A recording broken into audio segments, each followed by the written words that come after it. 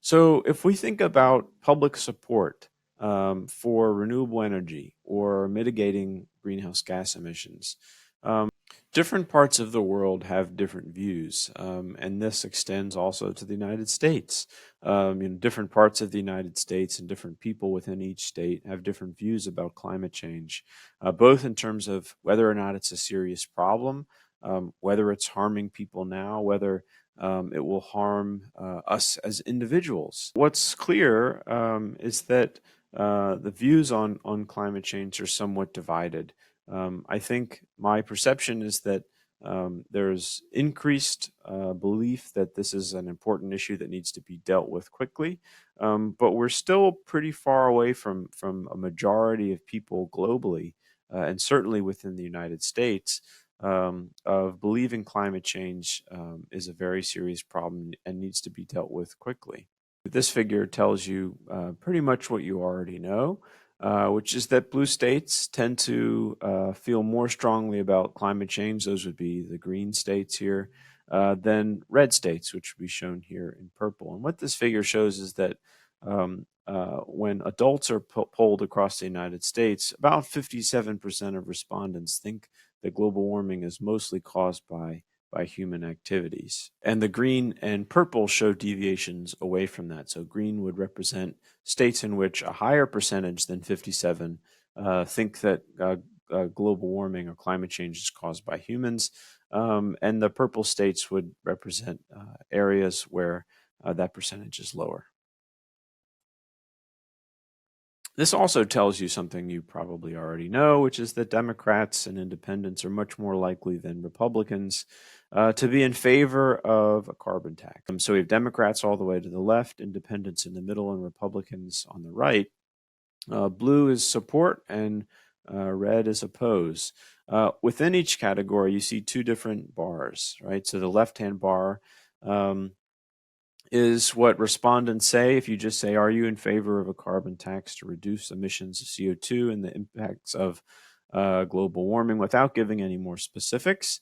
And then on the right-hand side of each one, you specify to the respondents that the tax will be revenue neutral, which means that the money that is raised by the federal government by taxing fossil fuels will then be distributed to individual people via an income tax rebate. And you can see that support for the policy jumps way up, even among Republicans.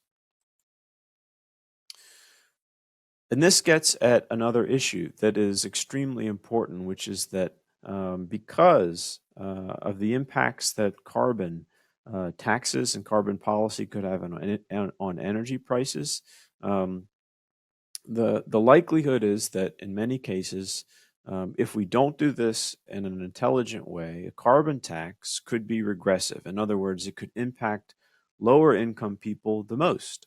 And so what this figure shows are six different income brackets, right? So all the way to the left, you have the lowest income people. All the way to the right, you have the richest people. And the four different color bars show sort of the net effect of tax burden under different carbon taxes, where the taxes are then redistributed in different ways, right? So there could be a deficit reduction. We could use the tax income to reduce payroll taxes, which would essentially be a handout to different businesses, to reduce corporate income taxes, and then all the way at the end, the yellow shows per capita household rebate.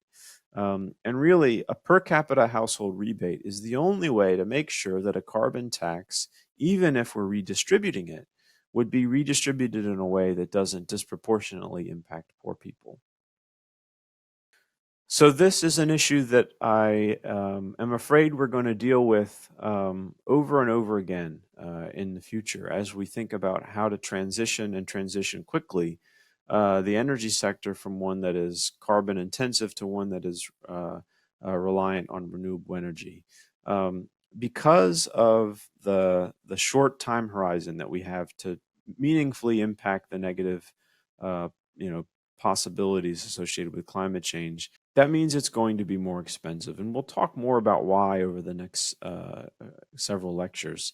But we already talked about one reason, which is that if we want to tell utilities that they need to retire coal-fired power plants tomorrow, what that likely entails is that they're going to be retiring power plants on which they still owe hundreds of millions of dollars in mortgage payments. And so they would be paying their mortgage payments on their coal-fired power plants even after they retire, while simultaneously building a lot of new stuff, new renewable energy or low carbon generation. So that would be more expensive. And then we also talked about how carbon tax impacts prices in wholesale electricity markets, which would presumably be passed down to individual ratepayers.